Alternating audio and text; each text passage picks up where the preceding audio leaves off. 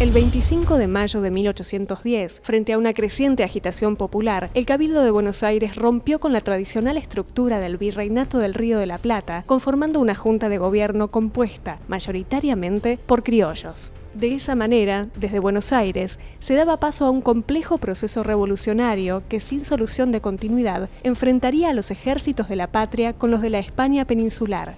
En 1816, el Congreso General Constituyente, reunido en Tucumán, declaró la independencia a los reyes de España. Las provincias de Sudamérica se encontraban con la dificultad de enfrentarse a acontecimientos bélicos muy difíciles.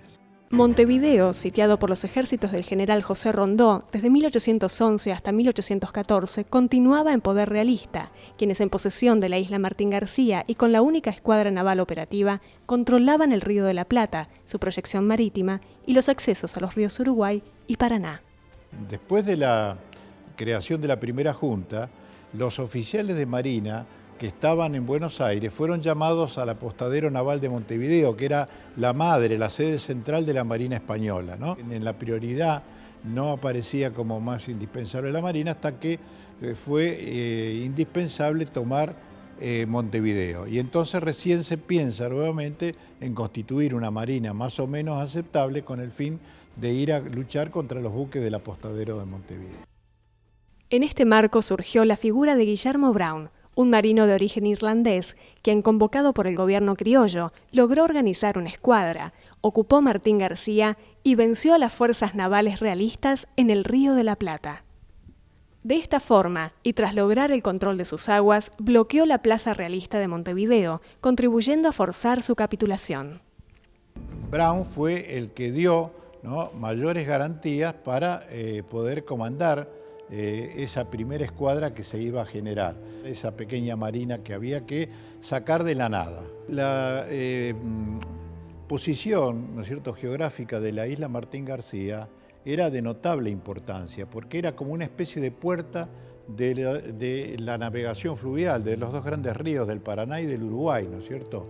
Y Brown, con gran sentido táctico, ¿no es cierto?, y aún estratégico, él dijo, bueno, teniendo dominado esto, yo puedo realmente regular los combates que se desarrollan en el Río de la Plata, realizar bloqueos, etc.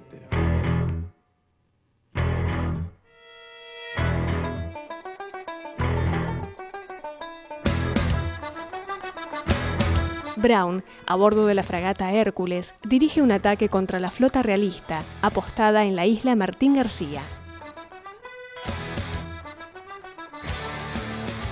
El ataque es rechazado en una violenta batalla, que dura hasta el anochecer, y deja un saldo de 45 muertos y 50 heridos.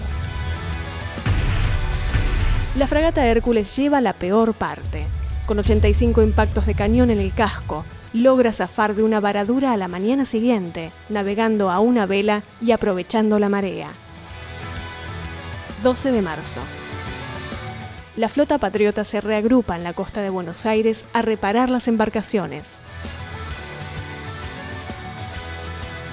14 de marzo. La escuadra naval recibe refuerzos de infantería, con lo cual supera el número de infantería realista estable en la isla. 15 de marzo. 3 divisiones de infantería, repartidas en 8 barcazas bajo el mando del teniente Pedro Oroná, comienza el desembarco en la isla. Una vez asegurado el desembarco, Brown lleva la escuadra hacia los buques realistas, generando una distracción para que la infantería, 2 horas más tarde, logre tomar la plaza principal.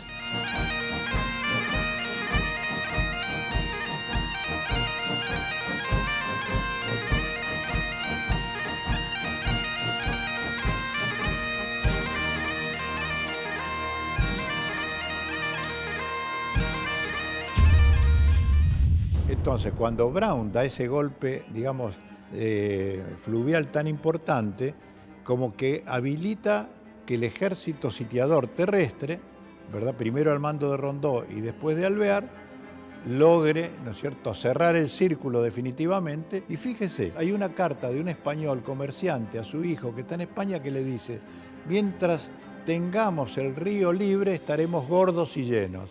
¿Por qué? Porque, ¿no es cierto?, podían ingresar tropas, ingresar alimentos, etc. cerrado que fue eso, ¿no es cierto?, ya resultó imposible sostenerse y los españoles debieron retirarse de Montevideo.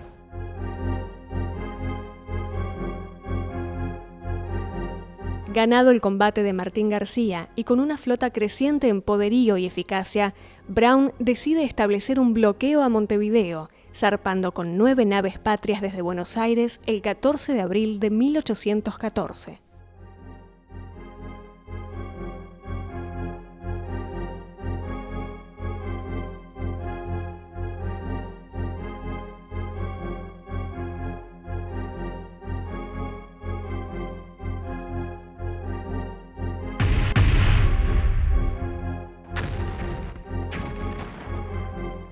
El combate contra la fuerza realista sucedió durante 4 días, finalizando el 17 de mayo de ese mismo año con la victoria patria.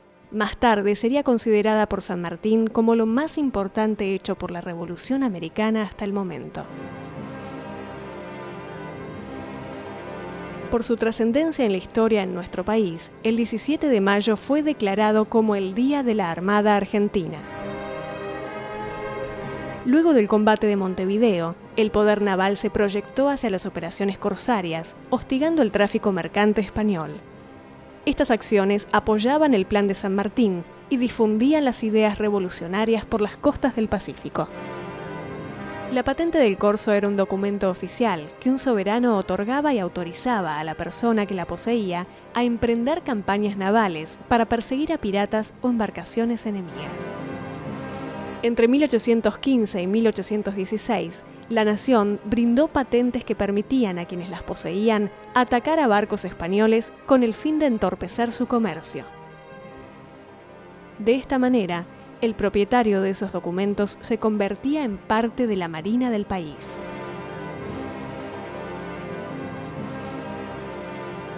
El corsario está regulado legalmente.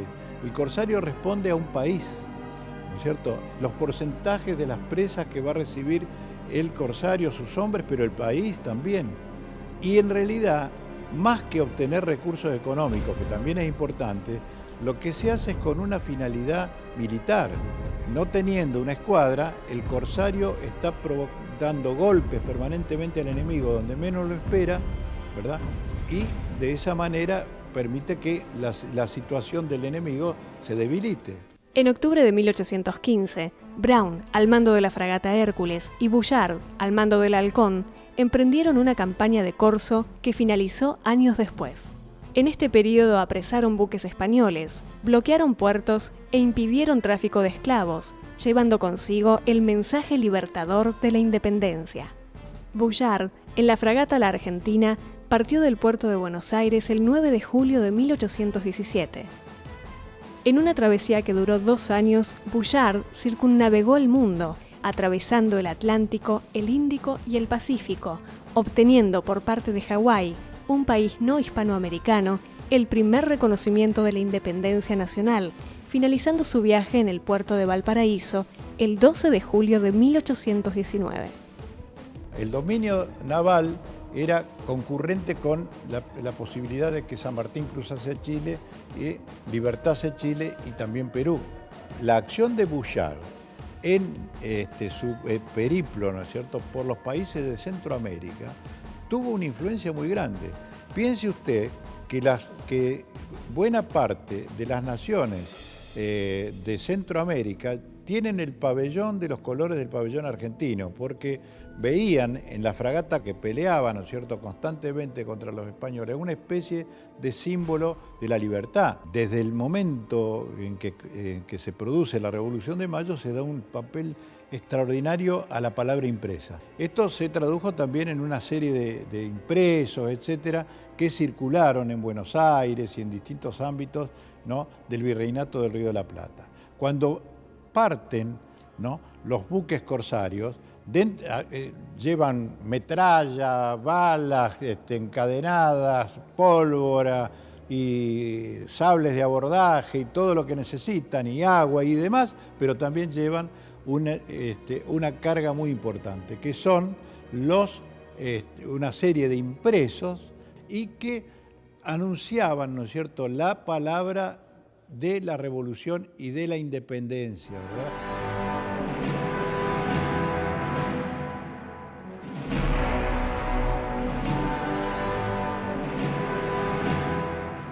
Tiempo más tarde, Brown pronunciaría las palabras que serían la consigna de la Armada hasta nuestros días. Es preferible irse a pique antes que rendir el pabellón. Irse a pique antes de rendir el pabellón demuestra la tesón y la personalidad que tenía Brown. Y fue un hombre muy golpeado desde su niñez, cuando perdió a su padre, quedó huérfano. Después mueren 2 hijos muy poco tiempo después de nacer. Después su hija de 17 años, que era su gran compañera, era la mayor y muy querida por él, se ahoga en el Río de la Plata. Es decir, no fue una vida fácil. Y cuando muere, él dice que solamente le queda el haber luchado por la patria de sus hijos, porque él se establece de por vida acá, y que solamente con un pedazo de tierra no necesita más para descansar. Hace 200 años, el espíritu marinero del almirante Guillermo Brown se hacía a la mar para llevar adelante el combate naval más emblemático de nuestra historia. Hoy, bajo su legado, los marinos desplegaron las velas de sus fragatas, bergantines, goletas y veleros para rendir 2 siglos después un homenaje al combate naval de Montevideo y al gran almirante en el encuentro náutico Velas Latinoamérica 2014. 8 grandes veleros, 134 días de navegación, 12.000 millas náuticas y 200 años de soberanía en el mar. 4 grandes componentes conforman la Armada hoy. La fuerza de submarinos, que dentro de una estrategia defensiva es un elemento táctico ofensivo que genera espacio y genera disuasión. La aviación naval, que permite extender el dominio náutico a la vigilancia aérea y exploración. La infantería de marina, que provee un instrumento de proyección naval por tierra. Y los buques de superficie, parte esencial y distintiva del dominio marítimo de la Armada. Hay riesgos, coraje y tumbas en el mar. Hay millones y millones de millas navegadas en cientos de buques de madera y de acero. En cada hecho, flamea la bandera argentina y se escucha el mar.